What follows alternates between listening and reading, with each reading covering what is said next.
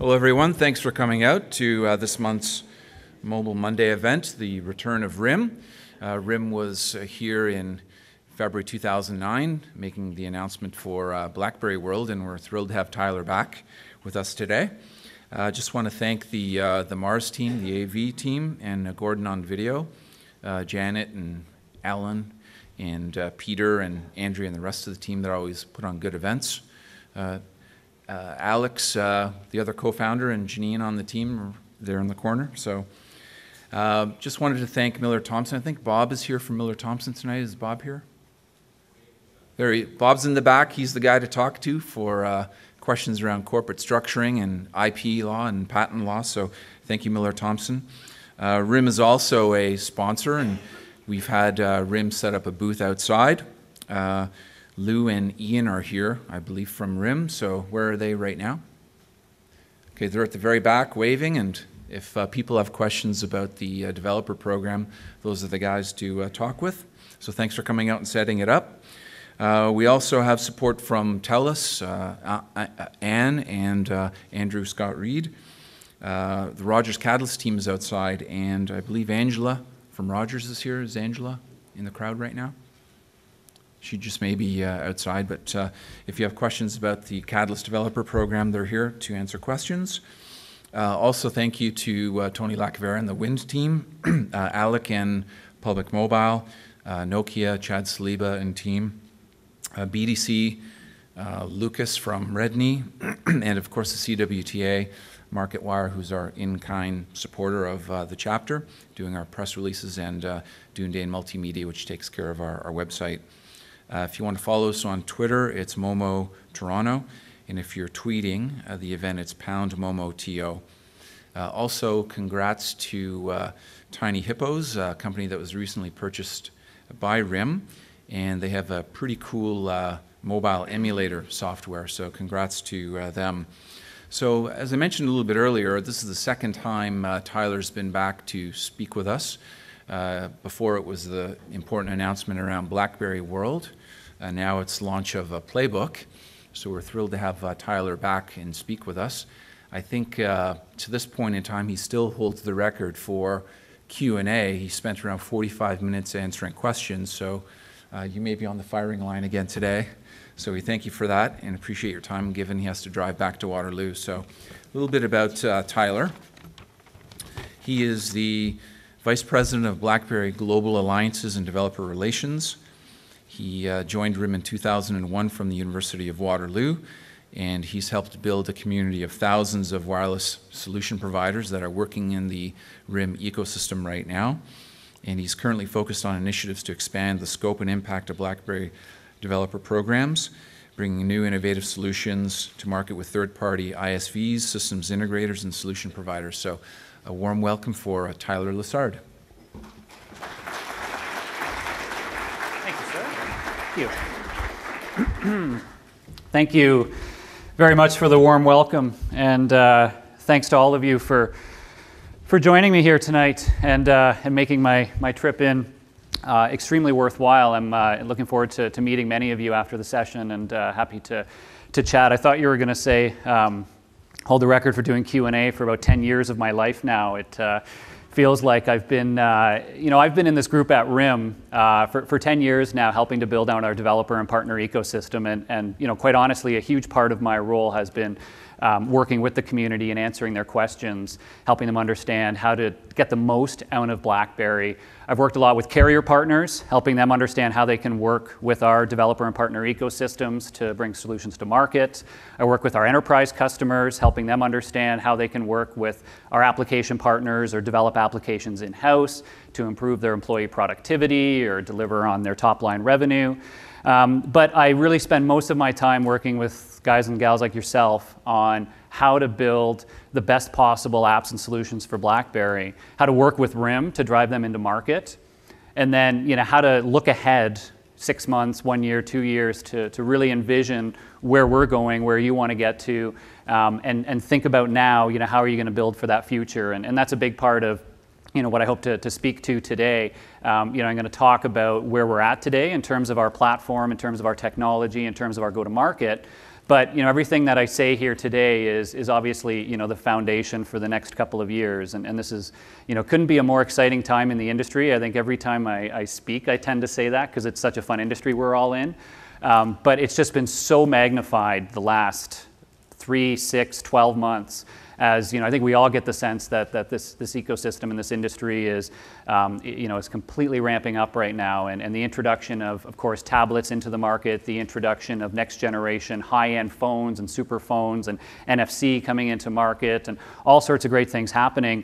I think I don't have to tell you guys how important it is, how important this industry is right now, and what really continues to excite me is that we're really starting to see now that mobile is driving so much of the rest of the technology environment, right? It was, for many years, kind of mobile was, things happened elsewhere and then they came down to mobile, and it's reinventing itself all now, right? And many of you see this in your industries.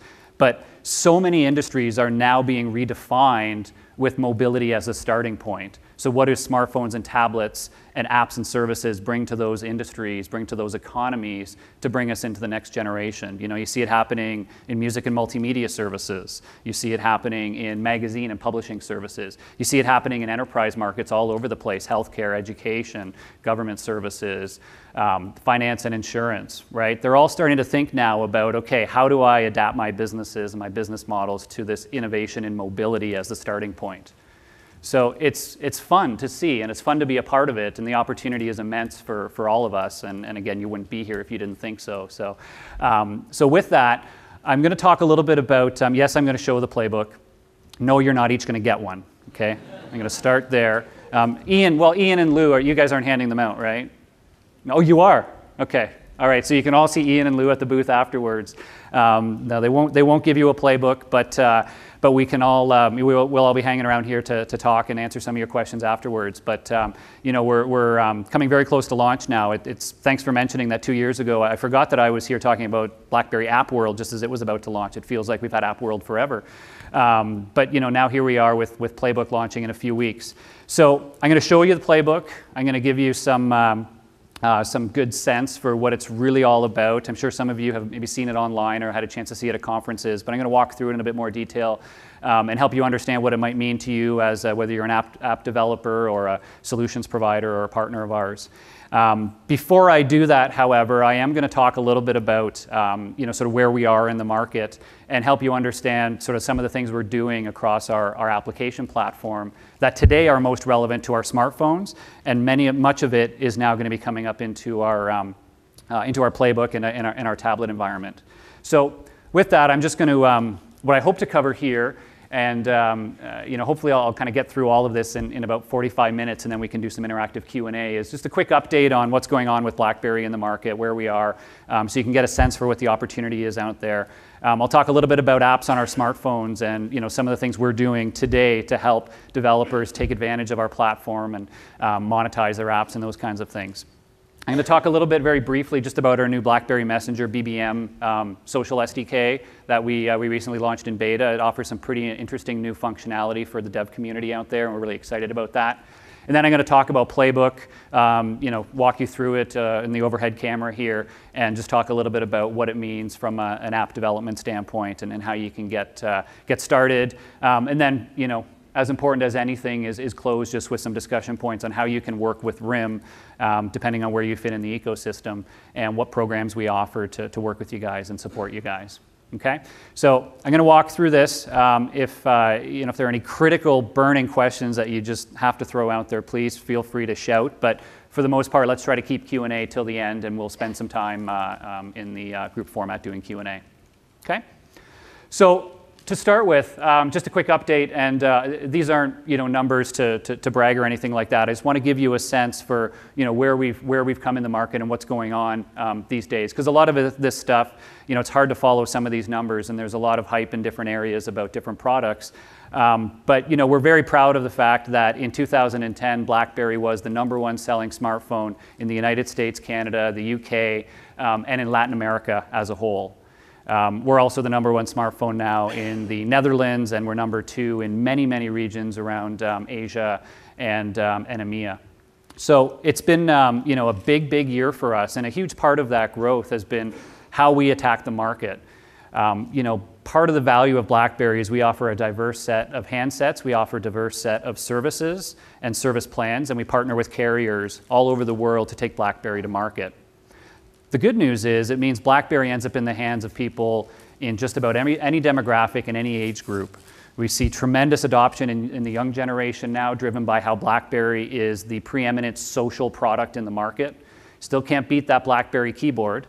And the way we enable real-time messaging, email, instant messaging, and BlackBerry Messenger is really taking the young generation by storm now.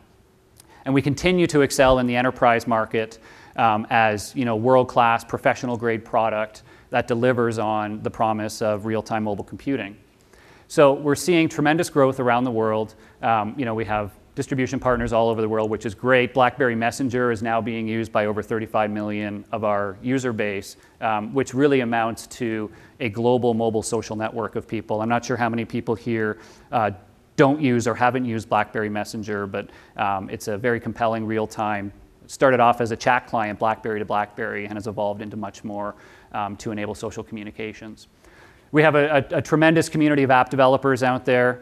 We have over 350,000 registered, over 100,000 in the last 12 months. And so we're really ramping our development community very strong.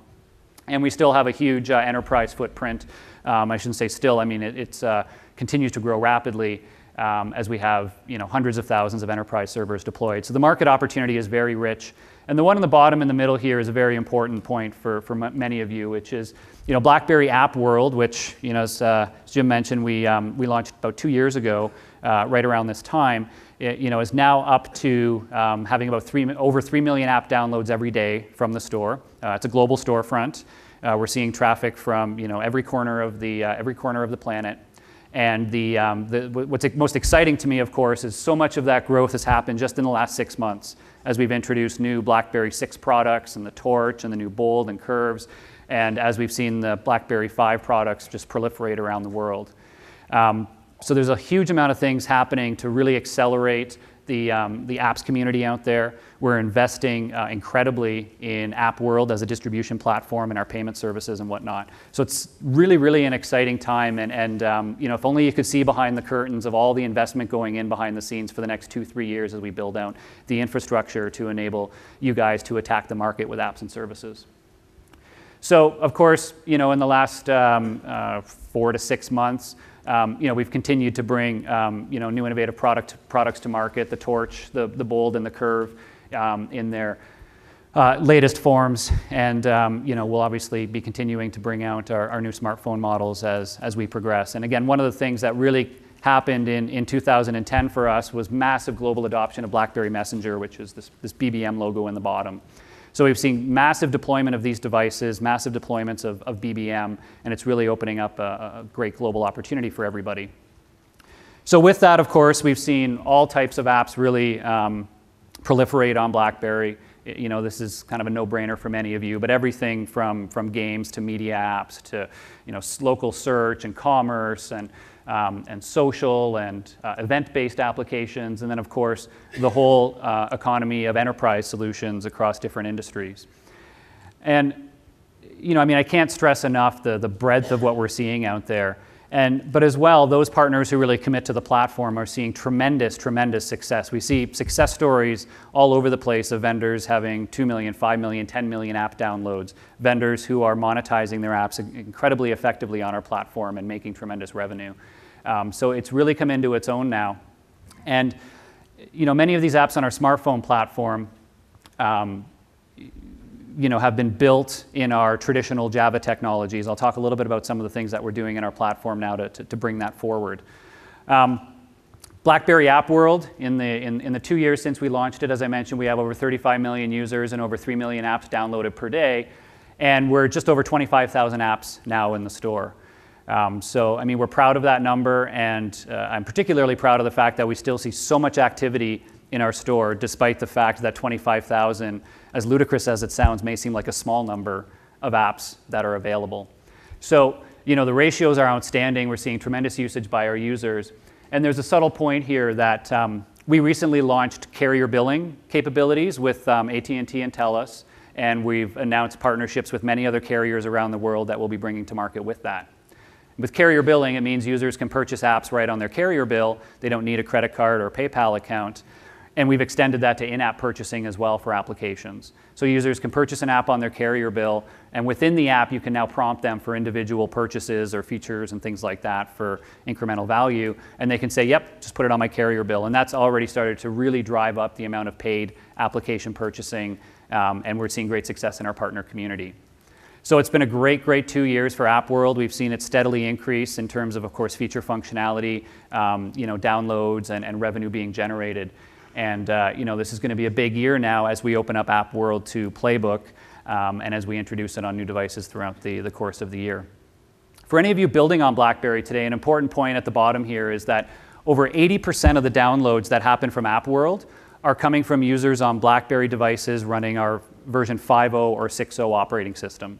And the reason I bring it up is we get a lot of questions around how far should I go back in terms of supporting the BlackBerry handsets out there. And what this shows is that it's all those new users out there from the last year, people upgrading their devices, people on the newer devices.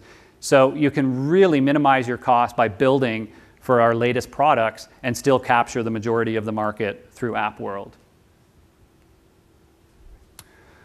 So in terms of app development, we've got a very rich foundation and rich history in our development platform.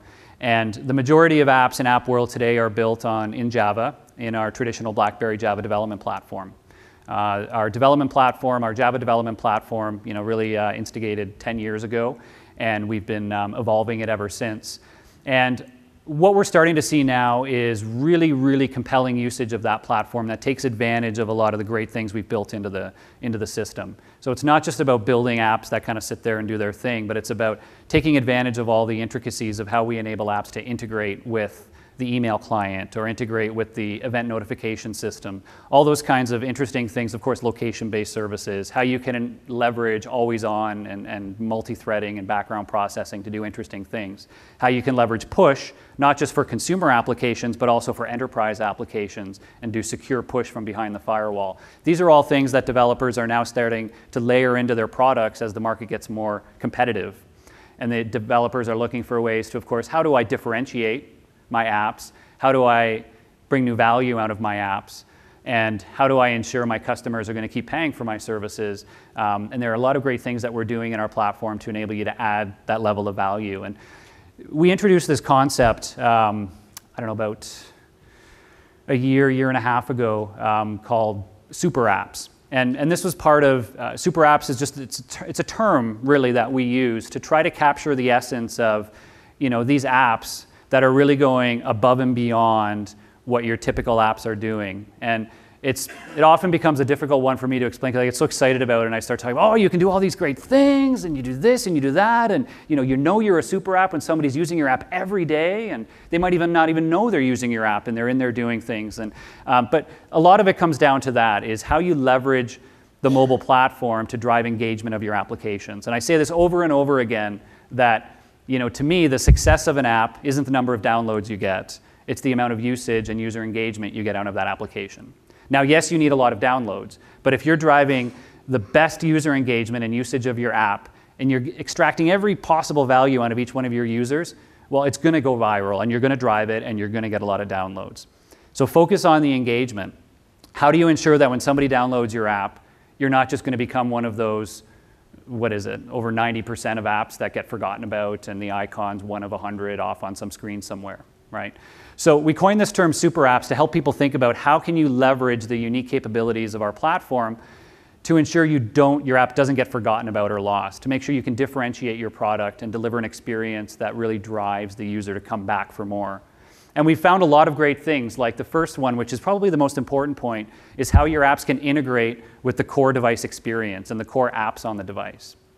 And the way to think about this is, well, I've got some simple examples here. So it doesn't show up too great, but a couple of screenshots on the right here are the eBay application. So with the eBay application, when I'm in an auction and I go to make a bid on something, they add a little button there that says Add to Calendar. And what that button does is it adds a calendar entry right into my calendar with the details of that auction, and it puts it in there a few minutes before the auction ends, right? So my calendar will automatically remind me, and I'll actually see it in my calendar to know when that auction's going to end. And over here is actually shows how they inject custom messages in my inbox. And again, apologies, it doesn't really show up very well. But I get custom items in my inbox with the little eBay colored logo beside it that are giving me alerts based on the eBay application. But it's not about getting alerts right up on my home screen that I dismiss and forget about. It's about injecting custom messages right in my inbox where, again, if you use a BlackBerry, I would argue that you probably spend most of your time in the inbox not staring at the home screen, right? And you go serially through your inbox looking for important things. I'm sure many of you are familiar with Groupon, great couponing, daily deal service. And, they built an app for BlackBerry a little while ago. It's doing quite well. And I think one of the great things that they did is daily deals end up in your inbox with a little Groupon logo beside it. So each day when I'm looking in my inbox, I actually see a custom little Groupon item there, and it's my daily deal. And if I click on it in my inbox, it actually takes me into the app. Now, if they were just popping up a little notification when the daily deal came through, I can guarantee you that more often than not, I would just dismiss it because it came to me at a time that I wasn't ready to look at it, and then I'd forget about it. And then maybe I'd go hunting for the icon later that night and go, shit, where was that Groupon app? I'm going to find it, I'm going to click it. But most of them I would ignore. The fact that it's right there in my inbox, and I know I'm always going to kind of go in there and I'm going to see it, and I go, oh yeah, that daily deal. Click on it, jump in, there I am right in it. And it's there as part of the apps I already use. So those are the kinds of things that we see more and more apps doing now, and things you can think about of how you can really extract a lot more value out of the platform. We're really excited about this, and we're seeing some tremendous usage by vendors out there. Things like, this one here says, this is a custom menu item right in the email application that says read with drive safely, right? So this is an email that I would get, and there's a menu item right there, and I can use that to say read this message. I don't have to go and find the application and do something like that. So we've invested in all these things that you can do to integrate with the inbox, integrate with the menu items and the applications and all those kinds of things, and it's something that we're seeing a lot of usage of. So I'll leave it at that, but I just want to spawn some ideas about where all these kind of platforms are going, because this stuff's important when you think about where you're going to go with your apps. Because the world doesn't live and die and end with apps, right? All your stuff is going to evolve into services that become an integrated part of how people use these products and tablets and smartphones and whatnot. Home screens aren't going to be around forever in the nature that we see them today. So you need to think about these things of how you integrate with the services people use today. So that's that. The other thing I wanted to comment is we recently really invested in web technologies on our smartphone platform, and this is now carrying over to the tablet space. At our developer conference last fall, we introduced BlackBerry WebWorks, which is really our new platform that embraces HTML5, not just as a content platform, but as an apps platform. So with BlackBerry WebWorks, you can now build mobile apps, native look and feel, entirely in HTML, JavaScript, and CSS. And we think this is very important for the industry, and we see a lot of trends in this direction of more and more developers are moving towards HTML5, again, not just for web content, but for full app experiences. HTML5 offers the full boatload of data storage and real-time event listening and background processing. And so with BlackBerry WebWorks, we've actually added a bunch of extra extensions to it. So right from JavaScript, you can access the underlying native APIs. You can do things that you can't normally do in a standard web page. And so we're moving towards very quickly full parity between what you can do in a native app in Java and what you can do in an app built in WebWorks using entirely HTML and JavaScript. So we're really excited about this direction, and we're seeing more and more developers using WebWorks now because they don't need to learn a specific Java implementation. They can stick entirely to HTML5. There are a lot of people out there who know HTML5 today, and so to build apps using that becomes much quicker and much more effective. So we're really excited about this, and there's a lot more information on our site. But if you're just starting with BlackBerry today, this is a platform I'd really encourage you to look at. It breaks down a lot of barriers, and the nice thing as well is as you're building HTML5, it means you're going to have portable code across a lot of different products. BlackBerry and otherwise, which we're big advocates of. We have no need to try to lock you into a proprietary SDK or platform. So not that others do. I saw a few people snickering out there. It wasn't a shot at anybody. I'm just being very genuine in what we're trying to do. So we've got our Java platform and all these great ideas around super apps. We've got WebWorks now to enable you to build these great apps using entirely HTML. And then the most recent thing we've really been investing in is helping you monetize applications. And so we continue to invest in BlackBerry App World, but we've also launched our payment and advertising services. And these are fairly straightforward things. BlackBerry Payment Service enables you to do in-app payments. So right within your app, you can prompt the user, hey, do you want to purchase access to another level, or purchase access to a premium news alert for 99 cents or $1.99, and you click yes, and everything happens nicely. Standard 70-30 revenue share models, which is great. We also introduced our advertising service, which is a very simple service for developers that enables you to call one API, get some ads back from a service managed by RIM, and embed them in your applications, and you get 60% of the proceeds. Very little work on your part, and you start making some money. What we're doing in that framework is we're actually mediating a whole bunch of different ad networks. So again, we're not trying to tie you into using a specific ad network or a specific ad unit. We're building an open system where many different ad networks around the world can plug into it and serve up their ads for developers. And you actually have your choice as a developer whose ads you want to use. If you don't know, we'll try to find you the best one. But if you have specific ad providers, then you can choose them and use their services. So really excited about that, but these are both ways that we're seeing developers now very quickly start to monetize and make some money out of the platform. So we're going to continue to invest in both of these and really advance these services this year. And the last thing I wanted to talk about on what today is relevant to our smartphone platform is we recently introduced, as I mentioned earlier, APIs into BlackBerry Messenger or BBM. And the reason this is really important is, one of those stats I put up earlier is that, over 35 million of our BlackBerry users use BBM today for chatting, for sharing photos, for whatever it is they happen to be doing. You can share your location via BBM. You can, but the real power of BBM, there's two key things to it that really tend to draw people into it and to use it. Again, it's real-time chat between BlackBerry to BlackBerry, but it is such an instantaneous experience, it's frankly miraculous. And it provides immediate delivery and read receipts, and so you immediately know, was your message delivered and is it being read? You actually see a little message that the other person is typing while they're typing, so are they going to respond? Oh yeah, okay, they're typing, okay, I'll wait, and you don't cross over messages. But I'm a tech guy, and I kind of, sort of know how this stuff works under the covers, and it still just blows me away, like the instantaneous nature of it. And the great thing as well, of course, for most people is it's just BlackBerry data, and so it's sort of free for most people, and so and it's global, and it works internationally. And the other nice thing about BBM, beyond being immediate, is people have started to use it to build fairly private communities of their friends and whatnot. So it's very different from something like a Twitter, which is much more a public face, or what most people tend to use Facebook for and other things. BBM tends to be more of a personal kind of closed community.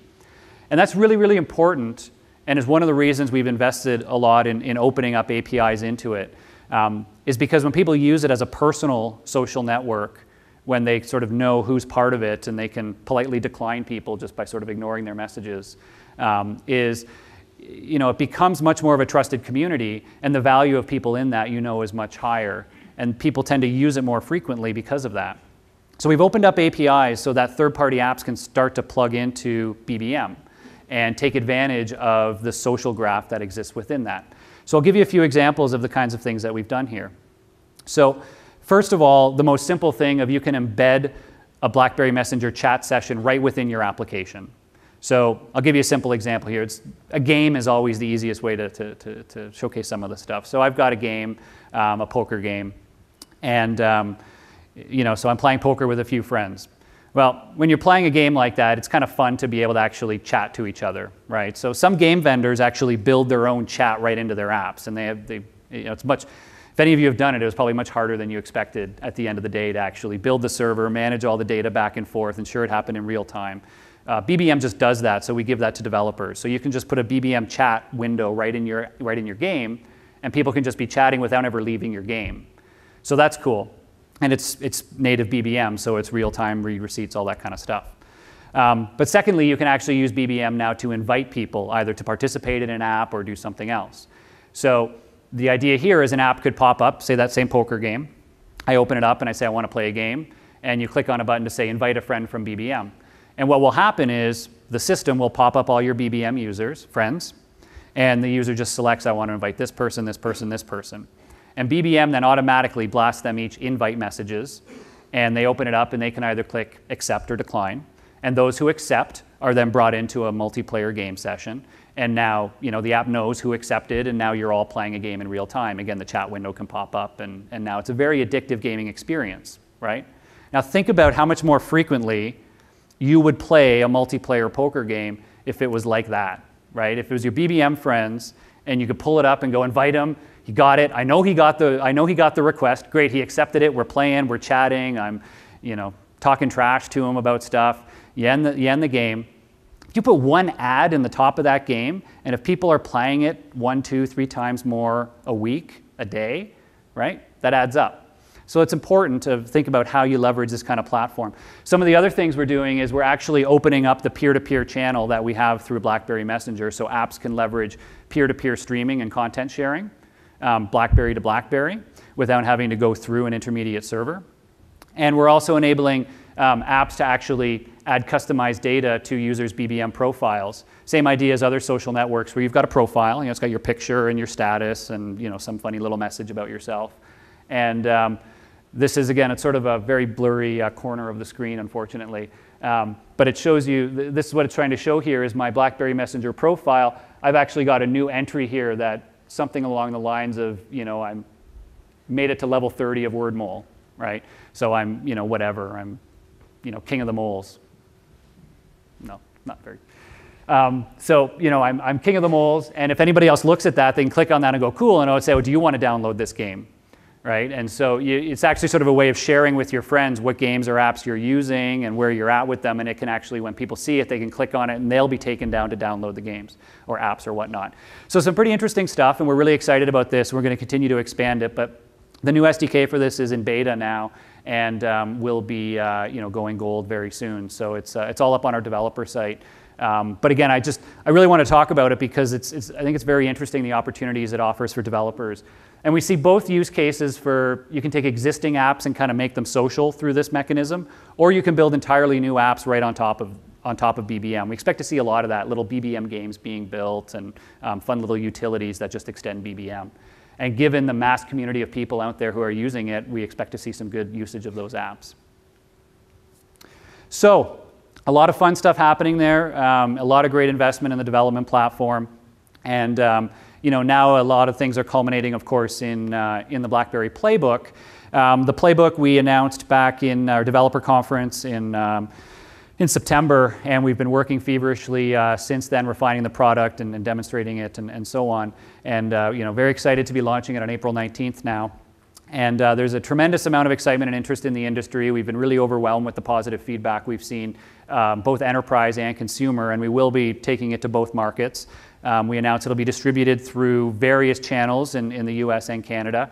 It'll launch initially in US and Canada on April 19th, and then it will go global shortly thereafter. But we're really excited to see it going into all channels. And again, I think it's important to reiterate that opportunity of this is, it's about consumers and enterprises, and not to lose sight of the opportunities in both parts of those markets. So I'll just hold it up here first, and this is the Playbook here. So I'm sure many of you have seen it online and whatnot, but it is a 7-inch form factor tablet. It's less than a ½ inch thick. It's extremely light and approachable. One of the things I love about this form factor is it's ultra portable, but being a BlackBerry guy, I can also type on it with 2 thumbs like this, which is much better than a larger tablet where it's just the weight doesn't really work and you can't quite do that. So again, I'm not downplaying anybody else. I'm just saying that there's a benefit to be had. And but it's, really excited about the form factor. I mean, some of the basics of the hardware, which, I'm sure many of you know, it's got dual cameras, front and rear, both HD quality. One's 5 megapixel, one's 3 megapixel. 2 speakers on the front. And actually, I'll put it under the camera, since obviously not all of you can see it. But I'll just give you a bit of a sense for I'll just play a video, for example, here. And, you should be able to, the screen is just gorgeous. It's got my fingerprints all over it, but which gets a little bit reflected in the light. But the screen is really gorgeous, and the audio is actually, it's quite stunning with the 2 speakers, and if you're right in view of it, the stereo sound is pretty spectacular. But what's really exciting, again, I'll put it under the screen to show you, but what's really great is here you swipe up, and now you can see, this is sort of the true multitasking power of the Playbook, is the video still running, the app's still running there, and I can go and pull up my Photos application. You may be able to hear the video still running and playing in the background. I can always swipe back to go back to it. I can go into my pictures, do what I need to do, and I can always swipe back up to see my little carousel of apps. So it really is a true multitasking, full computing experience where you don't have to worry about, oh, what's going to happen if I close that, or can I run these at the same time? And that's something we're really excited about because it's important for this product, but it sets us up for a future where we know the world's going towards multi-core processing and tremendous hardware products where these are becoming full computing platforms. And as I said, it's interesting to see this dynamic where mobility is now starting to drive so much more of the industry rather than the other way around. And this is powered by the new BlackBerry Tablet OS, which is really designed for that future of true mobile computing in a variety of hardware contexts. So I'm just going to put it under the screen now. I'm going to plug in the audio cable here. So just hold tight with me. Okay. Oh, actually, hold on. I'm going to take that back through the loop. So I'll plug that in. So again, apologies, we didn't have a direct HDMI out, which is actually really cool to show because this is just a straight HDMI out, and whatever's on the screen runs out the HDMI. It's really quite stunning. So you can be at home, just plug it into your TV, and video or games or anything you're doing on here show up in full resolution. We didn't have HDMI here, but we have the beauty of the Elmo overhead camera, ladies and gentlemen. So I wanted to show you first holding it up so you could sort of get the fidelity of it because we lose a little bit of it here. But this will give you a sense for the sort of dynamics of the user experience. So again, you can see here I've got sort of all my icons. I've got different tabs of my favorites, my media, my games, BlackBerry Bridge, which is where I can access my email, calendar, contacts, BBM, and other things that are on my BlackBerry. I'll talk about that in a minute. But so this is my home screen of the device. So here I'll go into my pictures is always sort of an easy starting point. You can see here, sort of beautiful touch responsiveness. I'll, click into a photo here and you can see the, nice pinch to zoom responsiveness. Now, once you're in an app, we don't actually have any physical buttons around it. And what we've done, though, actually is the external bezels are all touch sensitive and powered that we can sort of be flexible in how those are used. So well, what you do here is when you're within an app, you can slide down from the top to bring up sort of a typical sort of options or things like that. So when I slid down, that actually brought up my little scroll of that. I can go to the camera, I can set as wallpaper. All my sort of options or smaller things, I can kind of get rid of that again. Again, if I swipe up from the bottom, it minimizes it. If I swipe left or right, it will go to other apps that I'm running, which right now I'm not running any other ones. So now what I could do from here, for example, is I can now go into the camera, so you can see the camera being launched, which doesn't look very good in the rear camera when it's sitting down. So I can turn to the front-facing camera, and there we are. So the camera's running, and now again I can minimize that. You can see the camera still running there. And I just discovered something the other day that I'm gonna show you why people underestimate the importance of a front-facing camera and true multitasking. You would have never thought, right? Like, why would I need a front-facing camera? I know this has been like, you've been wondering this and haven't been able to sleep, right? Why would I ever need a front-facing camera and true multitasking? Am I the only one? Okay. So I'm gonna fire up Need for Speed. So Need for Speed was built by Electronic Arts. This is going to be preloaded on the Playbook for free, so which is great. So you can, as well as Tetris, which you also saw the logo for there. So it's just firing up here, and I'll make sure we've got the audio will kick in a second here. So Need for Speed fires up. This was built with our native SDK, so you'll actually see the sort of real killer performance. It's got a good soundtrack too. So I'll just click in here to go into a race. And so now I use the accelerometer to steer and whatnot. So this is great. And we'll start playing here.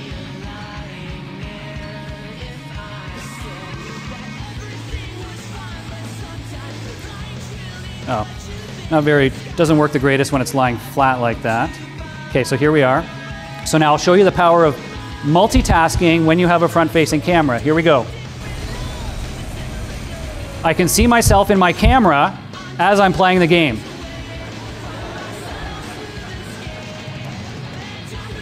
Now try that at home, right? Can I get an applause for that? There I am.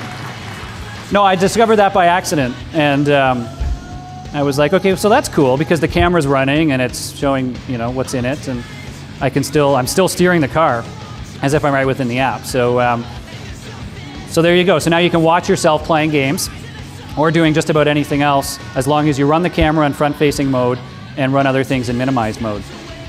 So I can now go. We see Need for Speed still going on there. I'm just gonna break that for a second so that I'll kill it so I get rid of the audio as well. So, you can sort of see that capability there. Now I'll fire up the browser, which will just pull up, YouTube is always, kind of an easy site to show the Flash. Again, for those of you who don't know, we're supporting full Flash 10.1, hardware accelerated Flash video. The performance is really quite stunning. And we're really committed to that, full web experience. So I just full screened it here. But again, this is YouTube, the Flash version. This isn't a custom client or anything like that. So we support the, I just pulled this up today. Somebody mentioned to me that there's no audio at the beginning of this. This is the trailer for Hangover 2. For those of you who didn't know, the sequel's coming. I was pretty excited when I found out. So now what I can actually, what we can show is as we minimize that, you'll actually see, because I was watching myself playing those games. Let's put it in. Do we still have the audio? Should the audio still be working on that? Okay. So.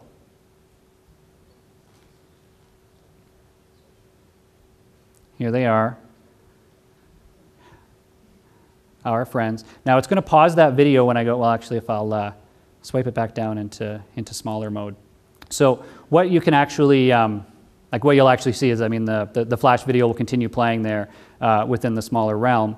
And, from here now, as it continues to play, I can fire up my weather and so on. So it's, you really start to get that sense for, this is my weather app, and you can see here, I can go in here, show you the two-thumb typing that I'm so excited about. I'll add in Toronto here. That was so much faster than pecking. So here's my Toronto weather. Getting sunny, much better. Okay, we'll skip right by Wednesday. There we are, looking forward to Thursday. Again, you can start to really see the power of the product. And I don't have a bunch of third-party apps on here to show you because I don't have the rights to show all these partner apps that we're seeing come in. But we're obviously, once the product launches, we expect to have a few thousand apps in the store at launch, and then it's going to ramp up very quickly after that. But we're seeing some really tremendous stuff come in from the community. It's really quite impressive. Anything else on here? I think that gives you a pretty good sense for the product. I don't want to show you everything because you're going to have to wait to get your own. So they're, I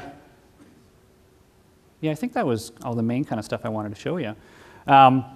So with that, let me just put it back over to the slides, and I'm just going to summarize some of the stuff that you just saw.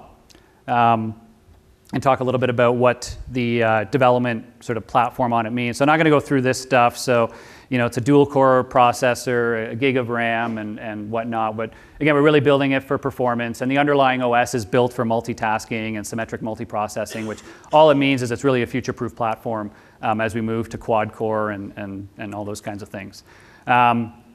The full web browsing, the true multitasking, the leading media experience from a, I'll talk a little bit more about that. The tablet OS, and then BlackBerry Bridge, which is the Bluetooth connection to your BlackBerry smartphone that enables you to view content from your BlackBerry email, calendar, address book, BBM, and so on. Full web browsing, yeah, you get it. True multitasking, you get it.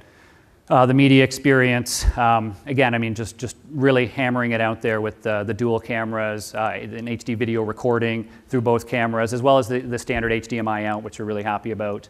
And then we're going to have ebooks out of the box, and pretty compelling gaming platform and apps. And then BlackBerry Bridge, as I mentioned, is that capability to connect to your smartphone and interface with the email and PIM applications. And this is something really important for enterprise customers because it enables you to access all of your corporate data, but without having to sync it down to yet another device and manage that device separately. So it's something they're really excited about.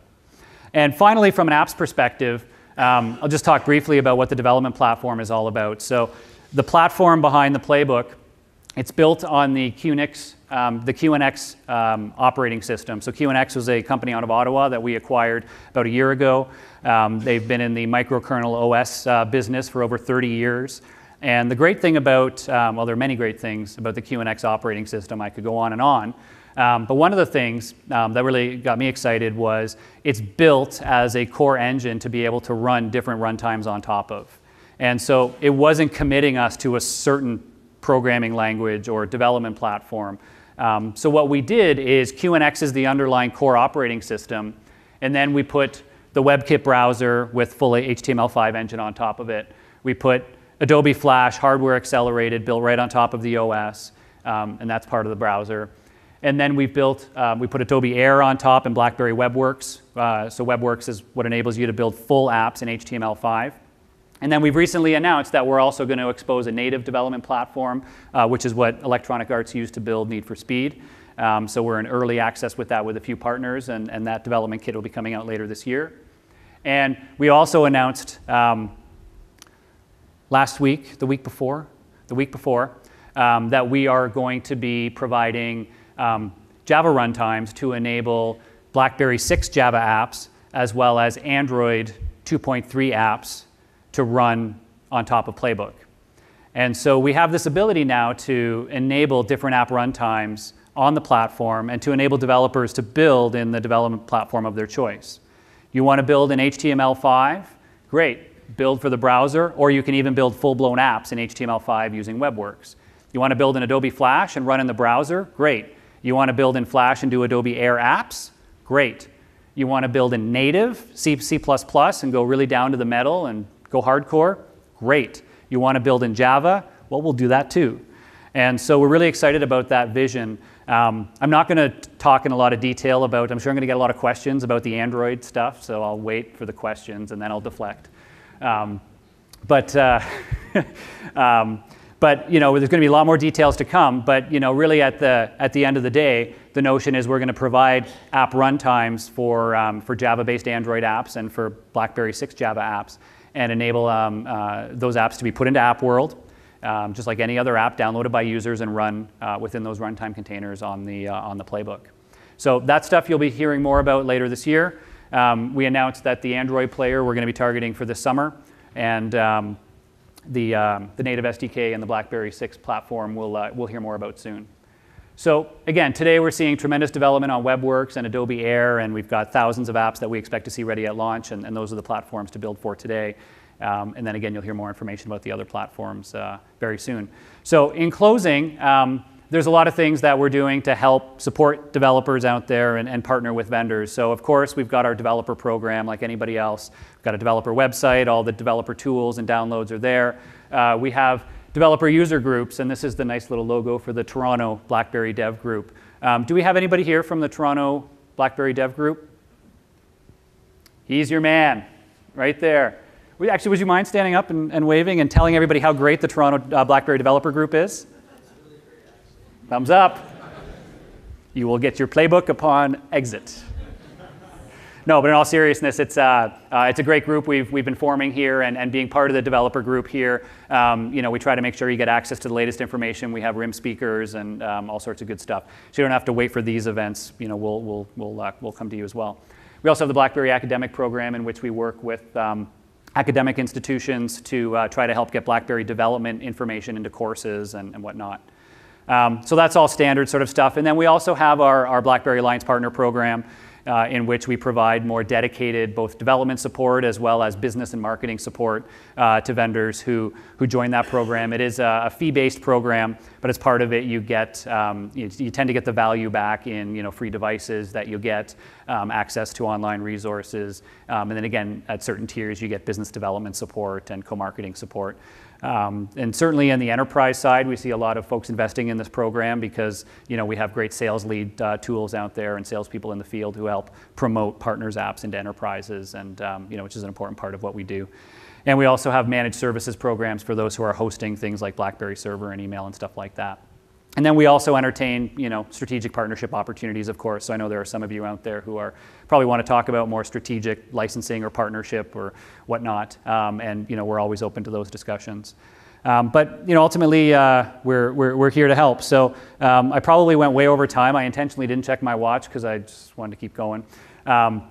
But what I really tried to hope I kind of distilled on you is, the market opportunity is, better than ever on BlackBerry. We are growing rapidly in all markets around the world, in both consumer and enterprise. BlackBerry App World is now 3 million plus downloads per day. It's global, it's got carrier billing, and we're ramping incredibly fast. Now coming to Playbook. We talked about super apps and that notion of how you can build apps that really take advantage of the platform and differentiate and drive more value. Payments and ad services as a way to monetize, and the new BlackBerry Messenger SDK for those of you who want to integrate social into your applications. And then, of course, finally, the Playbook, launching April 19th. You can get your apps ready today. You can get them submitted today into our storefront so you're ready for launch. And today we've got our WebWorks and Adobe Air SDKs for the Playbook, and the other C++ and Java players you'll hear more about throughout the year. And we want to work with you guys. And for those of you who have great apps, great ideas, you want to work with us, you want to get some more support, but knowing that it's because you're committed to the platform, that's great, and we want to know. There's various ways to get in touch with us, but I'm more than happy to have you bombard my inbox, and I will respond to most of you, and those who I don't, I will deflect to somebody who is in a better position to respond to you and answer your questions. So please feel free to contact me, and we also have Lou and Ian who will be in the booth down here afterwards if you want to get any of our business cards. So with that, thank you for your attention. I know that was a lot of information. I tend to throw out too much rather than too little because I know there are a lot of different people here. But I hope that gives you good perspective on kind of what we're doing and some of the opportunities on both the smartphones and the Playbook. So with that, shall we open it up to a Q&A? Okay, so I know thank you.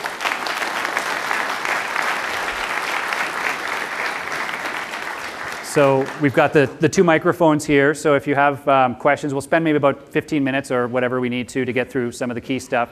And then again, we'll break and go back to socializing. So is there anybody other than Rob Moffett who has a question? Okay, go ahead, Rob. So we're excited about the Playbook. I'm really looking forward to getting mine. Is that a question, Rob? Prototype you sent. And in Very case nice. you wanted it. Very nice. And what I wondered was, will we be able to run our iOS applications on the Playbook in the future? Is there a Mobile Monday blacklist that we could put him on? Not that I'm aware of. No, but I mean we're excited about the Android player in all honesty, and I think iOS is a little bit out of bounds. I think Windows 7 and anything at that native level, I don't expect to see. However, what we will be running 5 years from now, I'm not even going to speculate because I mean that's kind of where things are evolving so quickly. So anyway, we're going to keep evolving all environments, and but sorry, you're not going to be able to port your iOS app over, Rob. Thanks for taking the time to come to Mars Tower. Yeah, my pleasure. Okay, this side. So I appreciate the flexibility you're giving developers with all the different tools they have. Sure. In the new platform, in the playbook. I'm wondering, what wouldn't you develop in WebWorks? What kind of applications would you say, no, those don't belong there, if you were just clean sheeting? Yeah, so it's a good question. So each platform has its pros and cons, as you can appreciate. WebWorks, being at that HTML5, JavaScript, CSS layer, when you want to get really down into high performance stuff from really high end gaming or media experience, it tends to break down at that point, and you really want to go deeper. As well, we get feedback from some vendors who just really want to have very discrete control over the UI. Like if they've just got, they really want to build a really specific look and feel, they got 3D carousels they want to build, and they really want to invest heavy. You're still best building in Java on the smartphone. And, on the playbook, you might get there in terms of the performance you can get with some high-end graphics, and there's, third-party JavaScript frameworks like Sencha and Dojo and jQuery that have some pretty compelling UI components as part of JavaScript. Beyond that, I think there's, we see a lot of cases in enterprise apps where a heavy amount of local data storage is really critical. Like you want to sync down like megs and megs of, customer data or healthcare data or something like that. And, then you may again want really discrete control over managing the database and those kinds of things. There is no, can't say if you have this much data versus that much, it's good or not. But you can appreciate once you go into Java or a lower level language, then you get that level of control. So it's tough right now. We have developers who have a pretty good feel for it, who are providing some feedback to the community. But unfortunately, some of that stuff starts to be trial and error once you get into some of those really hardcore things. So out of the, I think you said 25,000 plus apps that are available Yep. now in the App Store, roughly how many of those would be, would you recommend using WebWorks for? Well, on the, there's a lot in there that absolutely could be built as well in WebWorks as in Java. I don't know what percentage it would be. I think some of the challenges our existing developer community has had is WebWorks is BlackBerry 5.0 and 6. And we did a lot of performance and feature enhancements in 6, and we think it really hums now on 6. And a lot of our existing partners support back in legacy, and so there hasn't been the incentive to move to the new one. What I would say is that Playbook now introduces, I'd say, an incentive to start thinking about it seriously, because now you can build in WebWorks, target both BlackBerry 6 and BlackBerry 5 and the Playbook with a single platform. So I think there are good cases for it, and I think a lot of apps can start to go there. It's always tough to say one, is there something specific that should or shouldn't, but again, I think it's easy enough to start to experiment with because it's standard HTML5 stuff and there's nothing really proprietary about it. So, I'd say don't be afraid to try, but if you need some guidance, there's, some pretty decent participation in the forums, and hopefully you can connect with somebody at RIM as well to, ask any more detailed questions too. So, Thank you. Yeah. Tyler, the app player strategy, Yep. whether it be a Java app or an Android app, I'm not going to be specific, I don't think it really matters. Is it going to be completely seamless to the customer? So if they're buying an app in AppWorld or downloading a free app, are they going to have to do anything special to launch that app, or is it just going to all be completely transparent to them? Yeah. Or opaque, I should say. Right. So good question, and we can't. I guess I can't answer all the details yet. There's certain things that we've announced, and there'll be more information coming soon. So, but where we're going towards with it, and things that we've talked about, is making it as seamless as possible. First of all, for the developer, of course, to get their app in there. Again, if you have an Android Java app today for Android 2.3, or if you have a BlackBerry 6 Java app, the process generally would be repackage it and submit it to our storefront. We'll put it through our standard process, and you can post it. And then those apps would be made available like any other app through AppWorld on the Playbook. So a user would see them in concert with any other apps built in Air or WebWorks or whatnot. Again, seamless to download those, and if they don't have the runtime player already installed, then they'd be prompted to do that before they download the app itself as a precondition. Beyond that, in terms of the end user experience, I can't get into any more details at this point because we haven't sort of shared some of the specifics, but that will be coming soon as it all gets finalized. So. Okay, Probably the best I another can one say. is your web browser or anything to do with the web. Am I going to be able to have a user download, or as a user, would I be able to download file and save them locally from the web browser, just like I would on a PC or a Mac? I'm not sure. Okay. It's a good question. Like a PDF document or Word document Because or what things I'm like that. also wondering beyond that is, now if I'm creating an app, Yep. can I do e-commerce in that app? Can I offer to transact, for example, training material? You want to Right. download videos or audio training or something like that within an app? Right. Can I do that? Yeah, absolutely. I mean, there's a native file system as part of the product, and apps have access to that file system. Okay. So if users save documents, and I'm pretty sure you can via the browser, it's never came across it and I never tried it myself. But no question, email documents they can save over, and they can drag and drop documents over, store it in a native file system. And apps also have access to that file system. So we see definitely partners who are interfacing with documents stored in the native file system. Okay. And yeah. Finally, if I can offer you a suggestion for App World, Mm-hmm. it would be do something nobody else has done before, which is you're showing a lot of video, lots of high quality video. Well, it's pretty easy for developers these days to make a promo of Yeah. their application. I think it would be great if you guys were to be the first in the world to enable people to drop in promo videos right in Mm-hmm. the App World. So if I'm looking at an app that I'm considering buying, I can watch it in action. I can understand what's going on. Right. And nobody's doing it, so there you go. No, it's a great idea. Something we've talked about in the past, so thank you for reminding me of it. Thanks. Yeah, take note of it. Thank you. Okay, so my question is, and I'm really happy too that you guys are going to be supporting Android, which is great, but I've been working on... Android apps written for Android. Okay, Let's yes. just be clear here. All right. Not the So, semantics matter. My main question is this. Are you guys going to ever upgrade your ancient Java platform for the smartphones? Because I'm still doing a lot of stuff in JDK 1.4, and I would really love to use newer JDK features that would make the development go way smoother, and with that, you'd have better quality apps for Right. all the phones. Yep. So are you really referring to supporting the JDK 5 from a development tooling perspective? Yes. Or are you talking about our VM on the product itself? I'm looking for something to support JDK 1.5 on your regular smartphone devices, OS 5 and higher preferably. Right, okay. So from a development tooling perspective. That's a good question. JDK 1.4 is since 2003. It's Yeah. it's going 8 years old. So I mean, Yeah. Java's great, but it's getting really old. Yeah, it's a good, no, it's a good question. I don't know off the top of my head. Please know soon. But I will Pretty please. duly note it. Okay. Yep. Good. Thank you.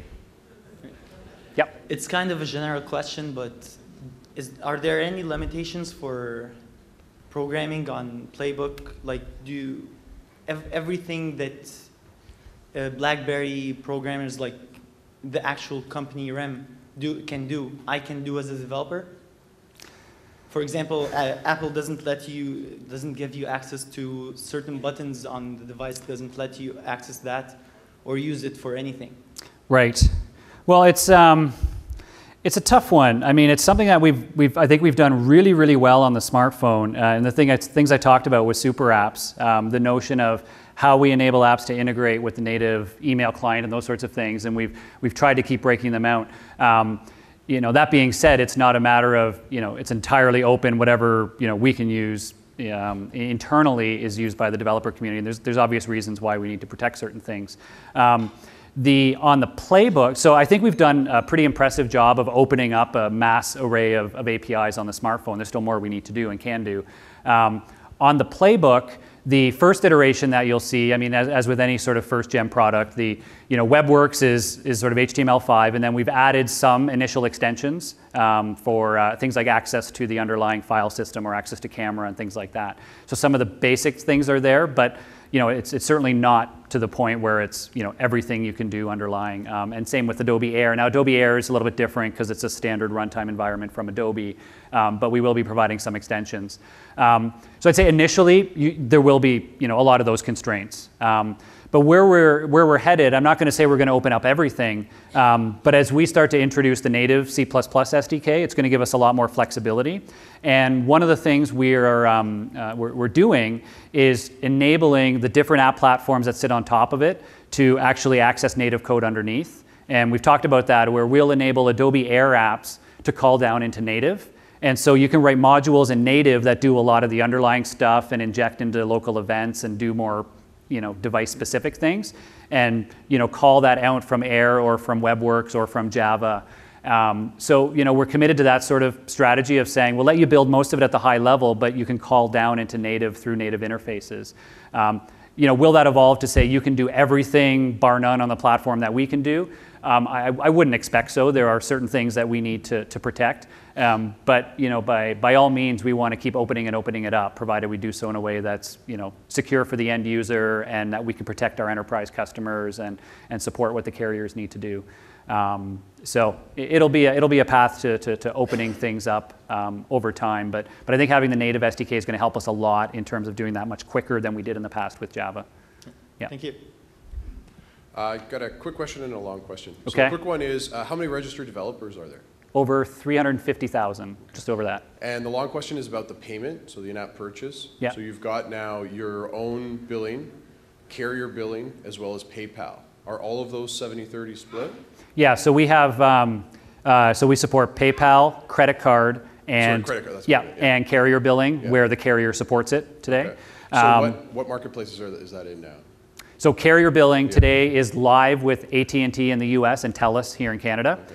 And we've announced back at Mobile World Congress, we announced global partnerships with some of the large Within the US and Canada, multi-net are other groups. carriers coming online anytime soon? Or is it strictly going to be them, at least for a little while? I can't speculate on Still that at the moment. okay. We haven't Still announced anything. But I would say we're very actively working with all of them. Most of them are showing a strong degree of interest. We'll know when we know, but up until that point. Yeah, I'd say that. And it is 70-30. Across the board, Yeah, or whatever. yeah. Even- So no matter oh, okay. what payment mechanism is used, or whether it's an upfront payment or in-app, it's 70-30 standard. Okay, Yeah. thank you. Great. I guess I'll also throw in two questions. The first one is with the BlackBerry Bridge. Can I also use the browser of my BlackBerry from the tablet? Yeah, so we've got the, so part of the Bridge capability is tethered mode as well. So again, if you're out of Wi-Fi, you can leverage your BlackBerry's 3G connection for internet connectivity. And so it's just, it's just like the device continues to be connected, so you can use the browser and other applications can run tethered over 3G. Yeah, but my point would be to actually be using the BlackBerry browser on the tablet. The reason being to access content that has been pushed into browser cache. So no, not specifically. No, so the browser on the Playbook would not sort of sync with the content in the browser on the device. So no, that's not part of Bridge initially. So it's not an external screen, I guess. Correct. Okay. Yeah. In that case, the related question would be, what is the place of the BlackBerry Enterprise Server regarding Playbook? So the enterprise server, when Playbook launches, will have a set of policies to manage some Playbook-specific settings. So IT admins will be able to control some things like, well, are users allowed to use Bridge to access? If so, how long can the data stay cached? Some things like that. Does the device need to be password protected? So there'll be a basic set of policies at launch to manage the Playbook specifically in some of the use cases there. And then that will evolve rapidly over the year. We've announced that we'll be bringing 4G versions into market. The first one was Sprint this summer on their 4G WiMAX network. And then we'll be bringing HSPA Plus and So we might be able the other 4G technology to rest of world across all the other carriers second half of the year. And so as we see the 4G versions come, you'll continue to see iterations of bringing more and more of the core BlackBerry apps into the Playbook experience, and we'll continue to sort of add the capabilities for the BlackBerry server to manage it directly. Okay, so would you be able to push into the playbook at some point?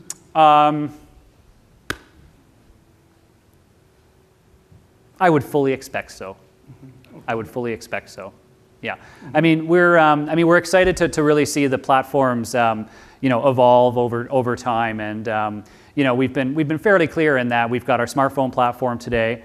We've introduced Tablet OS on the Playbook, and we're really excited about bringing the best of both, together into the products. And so, first step in that direction is bringing the virtual machine for BlackBerry 6 Java apps onto the Playbook. But over time, we'll continue to see, more and more of the traditional BlackBerry functionality, bring its way into Tablet OS and the Playbook. So, I think it'll be an exciting couple years to see it evolve. But frankly, we're pretty heads down right now getting version 1 out the door. So, trying to stay focused on it. Okay, so, thank you. Cool, thank you. Hi. You mentioned about payment services and that you allow PayPal. Is PayPal, I guess, just to buy an app, or are there any like PayPal APIs inside of apps? Specifically, in my case, I'm looking at the Playbook. Yeah, we don't provide specific, PayPal integration APIs. So, all that we do is, when your app, says prompt the user for a 99-cent purchase, or the way it works is you submit a SKU into our system to say, I've got a digital good of some sort for sale that somebody can purchase in my application. Okay. And the reason I'm actually asking about PayPal is because I work for a company that sells physical goods, and want to sell physical goods through and right now I have to actually go through like a web screen and prompt them if they want credit card or go through PayPal. Gotcha. The PayPal website isn't that you're sending through isn't very mobile friendly right now. Yeah. Which is why an API would. Yeah, and today, unfortunately, you need to manage that yourself. And we've seen, there are vendors out there who help and who provide aggregation into those and have done a lot of the heavy lifting and got the bruises and will provide, services in that regard. But no, today it's only, you prompt the user. We manage all the money transfers, and then we send you a check for 70% of it. You probably wouldn't be too happy about just getting 70% of that physical product purchase. No, what we're selling would be okay. So, so in that regard, today you'd have to still manage that purchasing yourself through your application. There isn't any underlying so far, services. the way I understand is in-app purchases are just digital goods. They're not. Yeah, it's really focused on digital goods. Okay. Yeah. Okay, thank you. Yeah. We are looking at the whole physical goods world and how we could help provide there, but nothing today. Yeah. Yeah, Nearfield will help with that, won't it? Yeah. What's the ratio of WebWorks versus Java in the Playbook? Apps that are coming at launch. So I don't know. I mean, we've got, do you mean WebWorks versus Adobe Air? Yeah. Yeah. We'll have to wait and see. I mean, we're seeing, we're seeing great usage of both. We're seeing a lot of great Air stuff because there seems to be this tremendous community of Flash developers out there who have, it's been very easy for them to port over because they've built towards the standard, Air 2.6 runtime or Flash 10.1. And so we've seen a lot of them come over very quickly prior to launch. We're seeing a lot more WebWorks stuff come in now because, it's sort of been more of a ramp up for some people. But I don't know, but we're seeing, a good split. Yeah, a lot of games, a lot of Flash-based games and Air-based games. I wrote a WebWorks app, so it was, because it was late coming in, Yep. It was quite a rush at the end. Yes. Are you going to be giving sort of examples or pieces of low-level code that we can leverage from the sort of the WebWorks to actually do things like pop up the keyboards and things like that? Because that was a frustration to me. Okay. No, that's a fair point. I mean, we have started to produce a little bit more in terms of some of those more rigorous samples, both for the smartphone and the Playbook itself. But we'll take note of that. Lou, did you get that one? Yep, he's got it. Yeah, I think just some basic class stuff that does some bits and pieces that's like almost like an open source library that's down there that we can just call into would be something we can do. Yeah, we have started doing a bit more focused on that area to try to get some pieces in there, but I'd be happy to sync up afterwards or with Lou or Ian, and we can exchange cards, and I'd love your feedback on what else you'd like to see. So I was trying to get the JDK 1.5 answer over there. I'm close. So great to see Flash support coming out of the playbook. Good news there. Yeah. One two-part question. First piece, is it fair to assume that we'll start seeing adaptive bitrate streaming support on the playbook? So, trying to remember. Oh, so many things. Shoot, I can't remember what specifically we are supporting in that at launch. Do you know definitively if it's? Are you saying it's not there, but you're asking if we will, or you're not sure? I'm actually asking first. The first question is, will you be supporting adaptive bitrate streaming as opposed to RTSP, which is? Yeah, so we do. Yes. Yeah. What I'm trying to think through is the there's the specific HTTP encapsulated streaming that we don't support yet. HTTPS, okay. But we do support adaptive bitrate, yeah. Okay, and do you also see that moving back to, I guess, the newer handsets that you currently have, such as the Torch and so forth? Will we see that? Yeah, we don't have anything today. Obviously, we don't support it in 6.0, and I'm not aware of any near-term advancements to get us there. So unfortunately, I'm not aware of anything that we'll have on the smartphone side in the near term. Okay. Unfortunately, I know I see a lot of interesting video apps, but feel free to connect with me offline, and I can get you connected with some folks in my team that would love to hear your case. Yeah. Hey, this is Dinesh from ThreatArchitect.com. I wanted to know if developers would have access to the Bridge API to tether apps from the BlackBerry smartphones and the playbook and vice versa. Yeah, it's a good question of developers leveraging Bridge to to have apps that work across the two. Initially, no, we don't have APIs into it. It's certainly something that we are considering and trying to think about if there's a right way and making sure there's a secure way to do it. So at launch, no, but it is something that we are giving some thought to. So. Okay, cool. Okay, thank you. You mentioned that you'll have ebook support on the playbook when it first launches. Can you elaborate a little bit about that? So we did announce that, so it's specifically Kobo, the Kobo ebook reader and ebook store will be preloaded on the playbook, and so it'll sort of have it out of the box. It's based on Kobo. Yeah, yeah. So it's it is the Kobo experience, and we fully expect to see other third-party ebook readers and bookstores in the storefront as well, which will be fine. Yeah. So I'm curious about the battery performance on the playbook. Mm-hmm. Steve Jobs says that they don't support the flash on it because it uses too much processing and therefore kills the battery life. So what is the battery expectation for the playbook, and how does it correlate? Like when you're doing processing and low-level processing, is there anything that significantly deteriorates the battery life? Yeah. Yeah. No, it's a good question, and so I mean anything you do high performance, hits the battery. But one of the things that was important for us with Flash is, thankfully, this goes back to a long history with Adobe, both RIM as well as QNX, the underlying operating system. And so one of the things they focused on initially was building Flash support right in at the low level of the OS. And so I can't get into the details of exactly what that means, and some of it's over my head.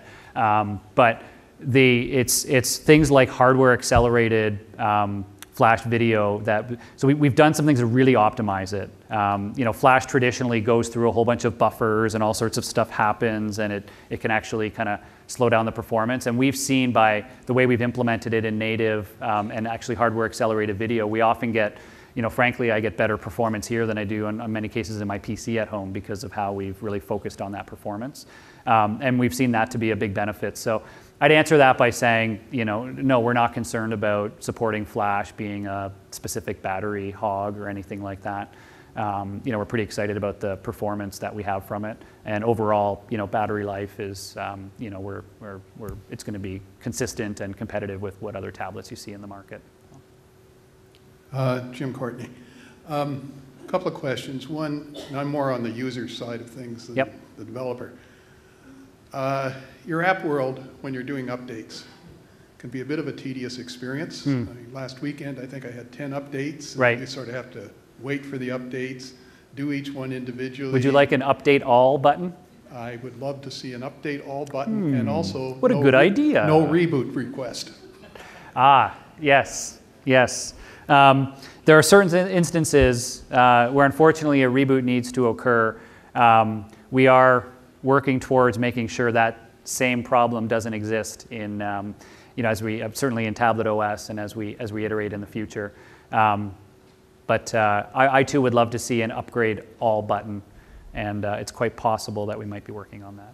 Okay, second question. This is your first device with a front-facing camera. Yes. There is a certain other phone out there that I know has at least 3 video calling applications on it. Yes. Do you intend to have a video calling / video chat application with Playbook? We do.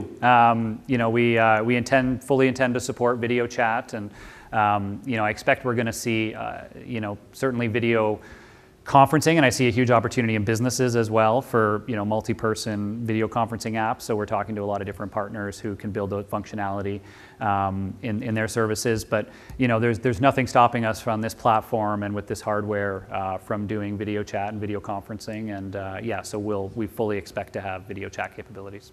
Yeah. Thank you. Hi, I was just wondering what your stance might be on augmented reality in 3D and competition to Apple's partnership with IBM's Leia. Yep. I'm pro-positive on augmented reality. We don't have any specific partnerships or investments that we're making, but we are, so we will be, I will say it in this way. We will be supporting APIs for Digital Compass magnetometer in our next, in our 6.1 OS and software release. So our next version of our Java development tools and web, you'd want to do this in Java. It's a good example of an app you do in Java, not in WebWorks, is augmented reality. So we will provide magnetometer APIs, which is probably the biggest thing missing to enable augmented reality in our 6.1 SDK, and we fully expect to have products this year that will have that Digital Compass. And so the foundation will be there to enable it. We don't have anything else specific in terms of partnerships or investments that that we've publicly announced related to it. But also wondering the capability of the frontal camera. Is there anything else that's like really cool about it?